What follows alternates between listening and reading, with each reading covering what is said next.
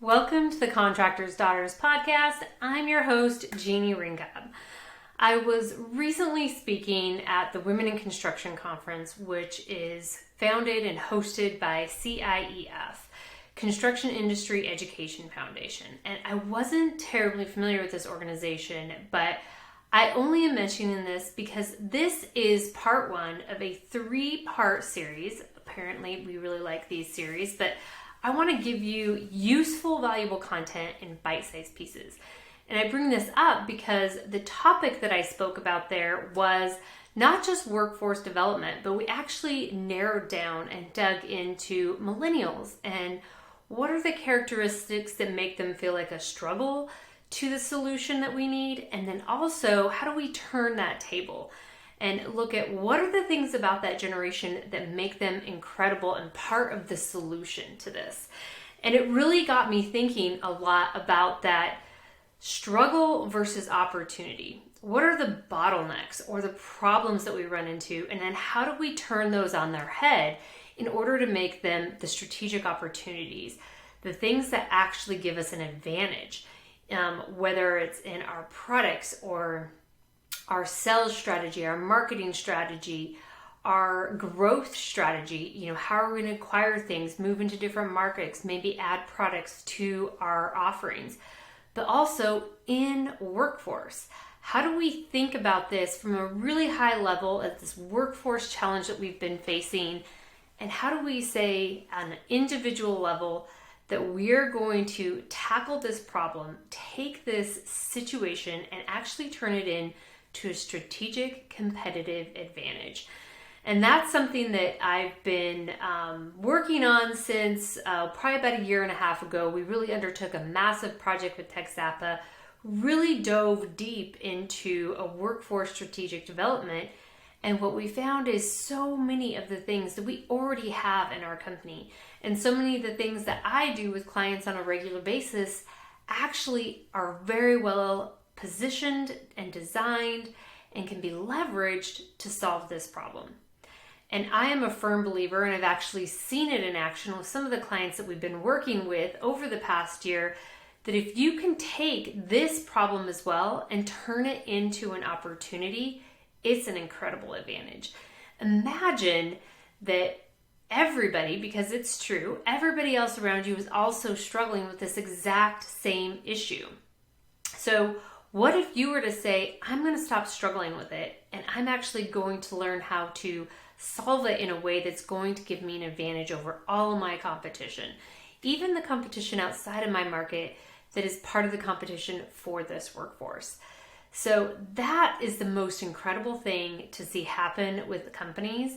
And what we're going to be talking about during this 3-part series is how can you change your mindset first off, to really think about this scenario and this problem that you're facing, that our entire market and industry is facing, that really our economy at large is facing, and turn it into a strategic opportunity. And the companies that do this first and do it the best and do it where they're owning the solution internally as much as possible are going to be the companies that don't just survive through this latest challenge and some of the economic struggles that we have coming, starting and in front of us. They're going to have an advantage. They're actually going to be the ones that are growing. And we're already seeing that in the marketplace. The companies that are really taking this on and deciding to own this, bring it in internally, and solve the problem as part of their growth strategy are the ones that are actually growing during this time, when everybody else is really saying, I'm having to turn down projects, I can't be in a growth mindset right now, and having a lot of negative feelings about how to get around this, or that it's so incredibly hard. So let's dive right in. And you can already tell about what I've already said that we are talking about how to rethink and reframe that workforce challenge. That is going to be part 1 of this 3-part series. So let's talk about it. The problem really isn't even that there's a shortage of workforce. As a matter of fact, the generation, the millennial generation right now is actually bigger than the baby boomer generation, but it's a different generation. They have unique characteristics. They've also been really molded by a lot of circumstances like the push for 4-year degrees, the economic scenario that we've been in, the different cultures, the perception of work, influenced by what they saw in previous generations and what they want for themselves. So many things have changed that. And I hear a lot of hemming and hawing about what's good and what's bad, but there's a lot of really good things too. And I have to tell a story before we go too far into really how we can rethink this. When I was at Women in Construction and I was talking about this, I was actually asking the audience to engage with me and give me some insight as to what are the things that they themselves have experienced that make them feel like this generation of millennials is not going to be part of the solution, that is making the problem more difficult. What are some of those characteristics? What are things that they hear their peers saying? What are things that they've experienced? What are things that they believe to be true about this? And it was really interesting because I had no lack of people raising their hand and engaging and giving me examples. That they wanted instant gratification, that they were into development and continue to develop themselves, that they showed up in unprofessional ways, they were too casual and stuff like that. So they're going on, and this was the most fascinating thing. I'm standing up on a stage looking down on this audience, and I can quickly see that at least 40% of the people in my audience were millennials.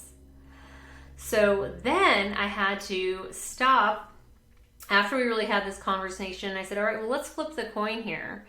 And I had to disclose to them and say, as I look at you guys, there are at least 40% of you in this room that are millennials. And they appear to be dressed professionally. And by showing up here, they're working on their development. So let's have a conversation now about the other side of that. What are some of those things and those characteristics that maybe give them an advantage that would make them great assets to this workforce that you're trying to develop? So it was really interesting to watch people squirm, but then also get very into those kind of solutions too. And I was really excited to see that not only could we say that these are some of the problems, maybe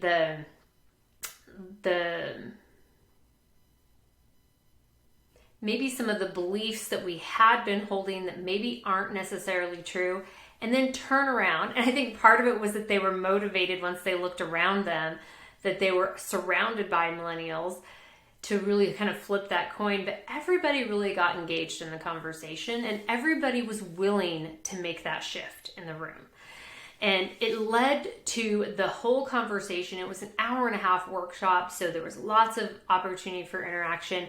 But it really it really took us to a place where we could really be optimistic and get creative about what that could look like on the backside. So I want you to, as we go through this conversation today, have that same mindset. Be open-minded that maybe the things that we've held to be truths aren't necessarily truths. Or if they are truths, how could they actually be an advantage? Or what might be things that we're overlooking that could be solutions in this scenario? And this isn't all strictly millennials. We're talking about all the generations coming up after that generation as well, that we are going to need really understanding and excited and clear on the opportunities moving into our work, into our industries, and really engaging with us. But what I believe is true is that as business owners, leaders, managers, supervisors, and executives in these companies, we have to own the solution, and we actually have to create it. We have to build it so that then they can come. So we need to explore new possibilities to workforce challenges with this series. And we're going to be rethinking labor issues, insights, actions that we can take, and the knowledge that we currently have and that we need to have in order to transform what we see as a challenge, what's been causing us struggles in order of growing our business, meeting the demand of the industry and the infrastructure that's out there, so that we can actually improve from ourselves and find the solution internally.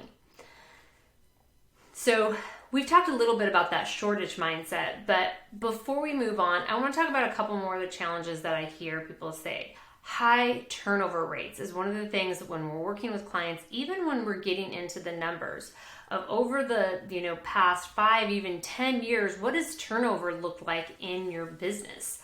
So that is a real strong pain point.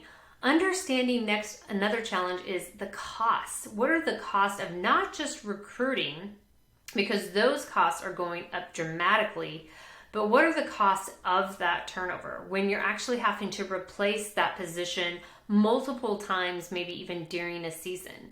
What is the productivity cost? Which in doing this, I found some incredible research about the productivity levels during the first, few weeks, few months, 3 months, all the way down to where you're getting to that like 12 to probably 20 weeks where somebody can actually be said to be onboarded efficiently, where they're actually at full productivity.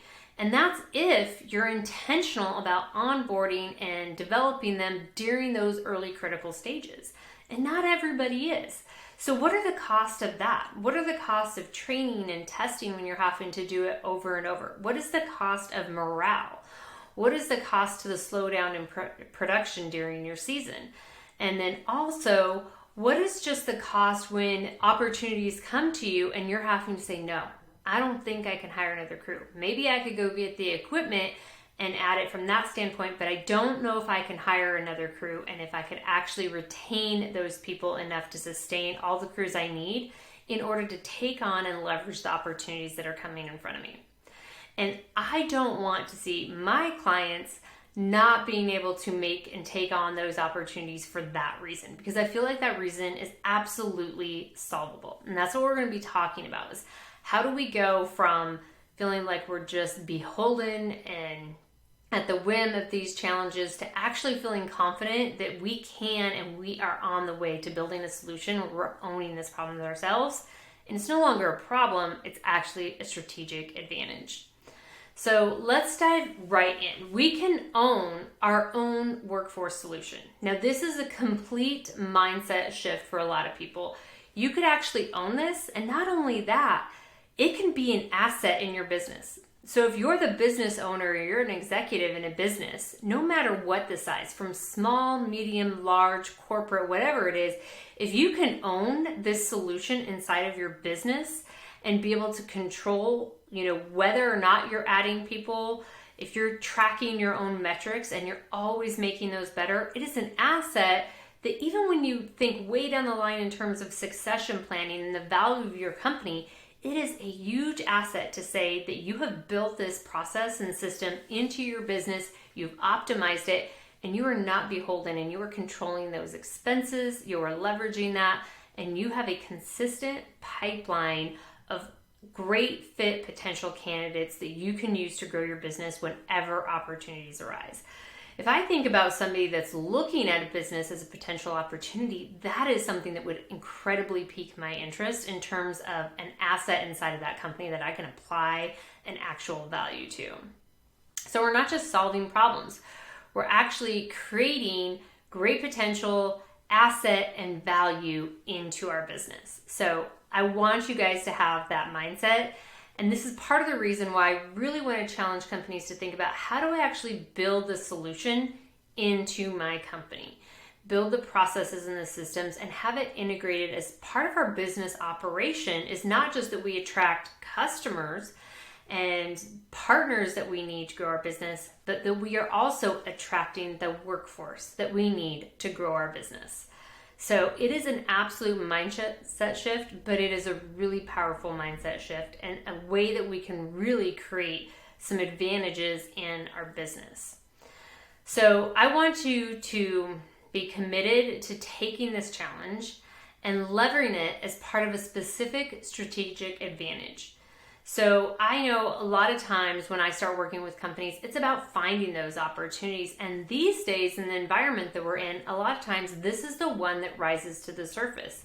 So, and this is how I want you to think about it. There's a great tool. I've mentioned it oftentimes when I'm speaking or even here on the podcast. It's a book by Mike Michalowicz, and it's called Fix This Next. And one of the models that he uses in there is the business hierarchy of needs. So just like Maslow's hierarchy of needs, it has the things that you absolutely must have. In Maslow's hierarchy of needs, you gotta have air. If you don't have air and oxygen to breathe, nothing else matters, right? So that is a lowest level in the hierarchy of needs.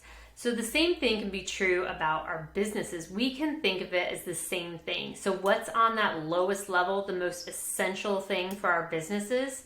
It's sales. And as our businesses grow, we may think, well, once we've mastered that bottom level, we actually never have to go back. But that's not true. If you think about it, if we go back to that Maslow's hierarchy of needs, you have times in your life you could be choking on something. Your health could get bad. Things like that happen, and you may be functioning at a different level or have different concerns, and then all of a sudden you're having to revert back and put a lot of focus on really working on that fundamental day-to-day health element so that you're actually able to get out in the world and perform and live the life you want to live, right? Same thing is true with our businesses. As we grow and expand, we need to also make sure that we have enough sales to keep us bolstered to meet that oxygen demand that our business needs, right? And then also we could have external factors. We can have competition. We can have economic factors. We could have products. We could have customer demand, new suppliers or partners coming into the market. And those things can all impact sales. So it's really important that on a regular basis, we're assessing our business. And one of the reasons I want to bring this up is because at first sight, people don't really think about workforce as being that fundamental level. They think about, where does workforce fall into the business hierarchy of needs? Well, actually, it falls directly into that sales level, that bottom level that's super essential. Because one of the questions, if you get deep into that and the assessment that he uses to help you understand where your bottlenecks are at in your business, is, are you able to actually fulfill the obligations of your sales? So you have to get the sales, but then can you actually fulfill those contracts? And a lot of us are finding right now that even fulfilling the current contracts we have is a struggle because we don't have the workforce that we need, or we're getting turnover that's causing delays in the production. So it actually is right on that sales level. It is a fundamental level. It is what prevents us from actually executing on the promise that we have given to our customers in that sales negotiation and that sales contract. So it is super essential.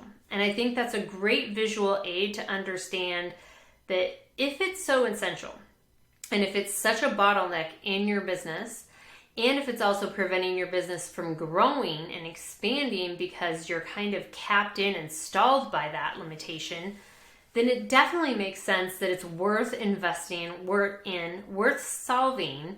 And if we can actually own that solution internally inside of our company, that gives us an incredible ROI on investing in solving that problem. So companies that solve this problem are going to be the ones that win. We have a lot of demand for the infrastructure demands in our industry, but we have plenty of challenges, and our economy has plenty of challenges coming on, and we have plenty of expenses that are continuing to grow that are more outside of our control. So when we can find expenses and pain points in our business that we can actually internalize and get control of those ourselves, that's an incredible asset that we want to leverage. Now, the companies that don't solve this problem will fail, or maybe not fail, maybe they'll stall. So the companies that don't solve this problem will at best stall their businesses. I'm seeing it time and time again.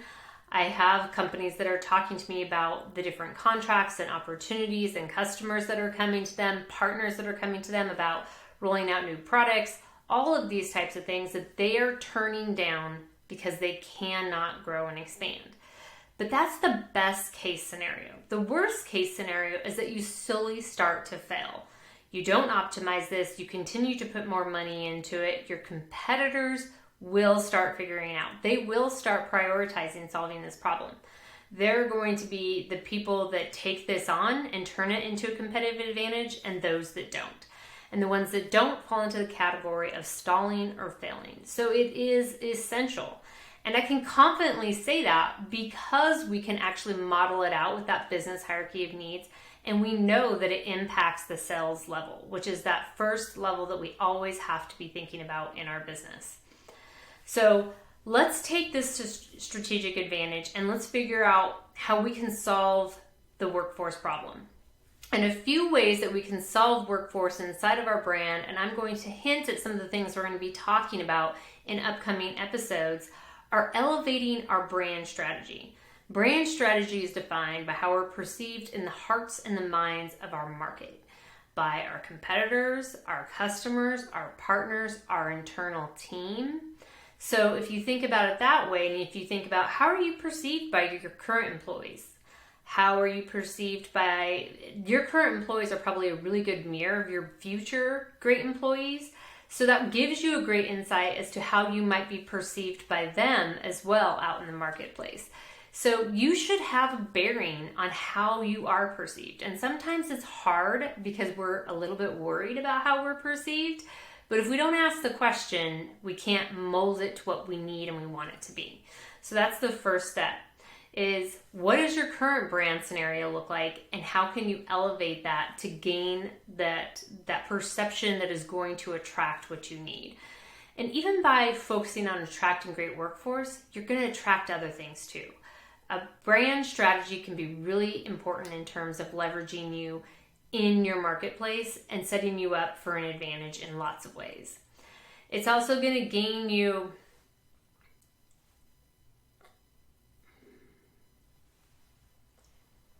by addressing this workforce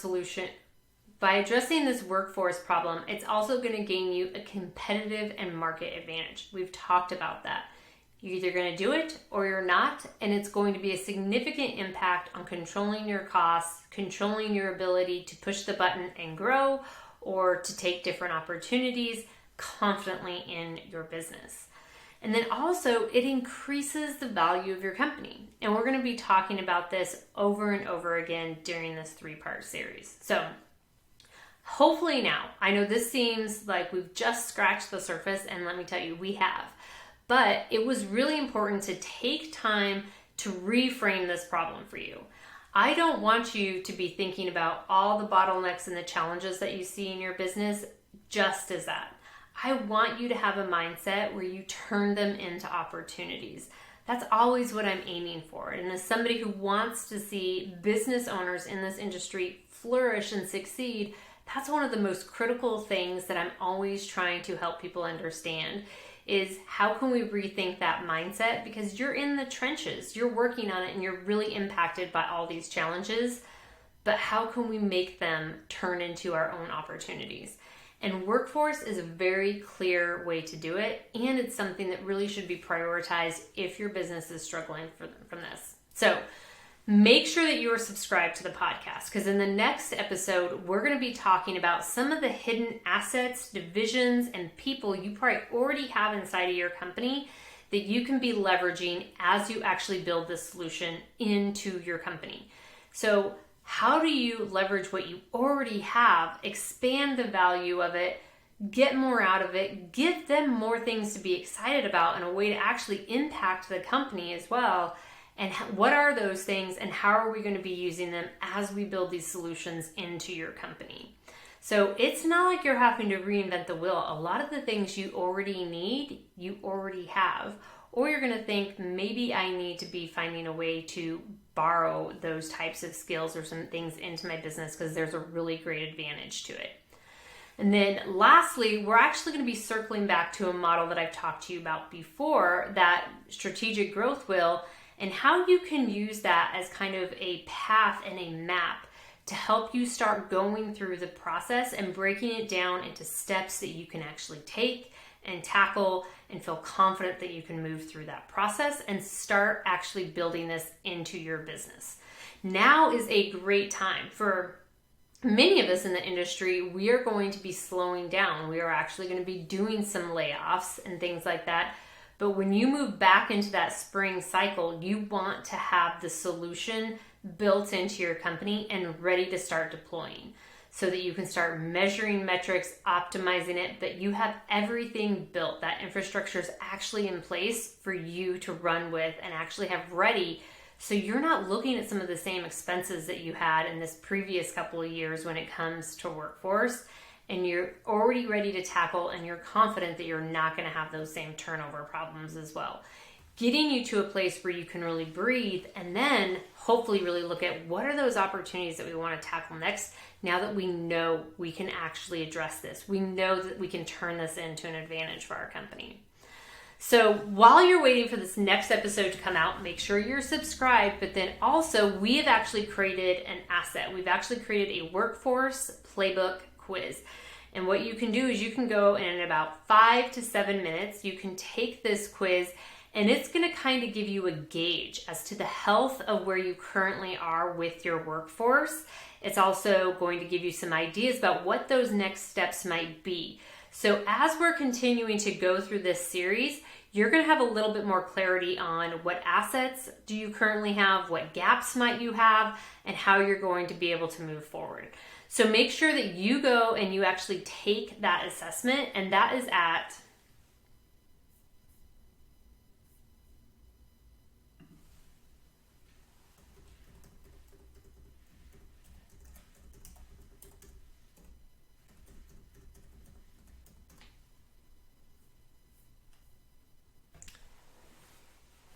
and you can find that quiz at storybuilt.marketing/workforce. So you can take that quiz in 5 to 7 minutes. You are going to get results. You're going to be able to really gauge what is the health of my current workforce program.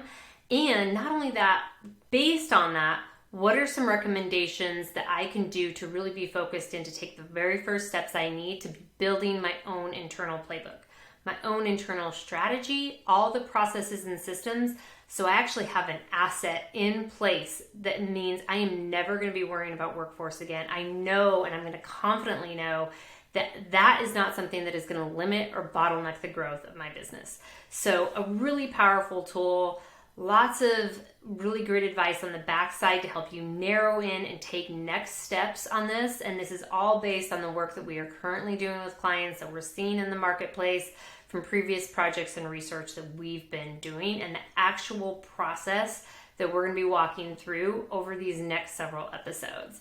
So make sure that you go over to storybuilt.marketing/workforce. That's storybuilt.marketing/workforce. Take that quiz because you're going to want to have that on hand as you move through this. It's going to help you get more out of this episode, more out of this series as we move forward. And it's going to get you really excited and get you clear on what the next steps are to make sure that next time you're really needing to hire, you're looking at the opportunities in front of you, you are confident that you can tackle the struggle that everybody else is facing with their workforce and that it's actually turned into an advantage for your company. So make sure you subscribe, take the quiz, and we will be here in another week to talk about that next step. What are those assets and resources you already have in your company that we can leverage and rethink on how we leverage them to deploy them to solve this problem?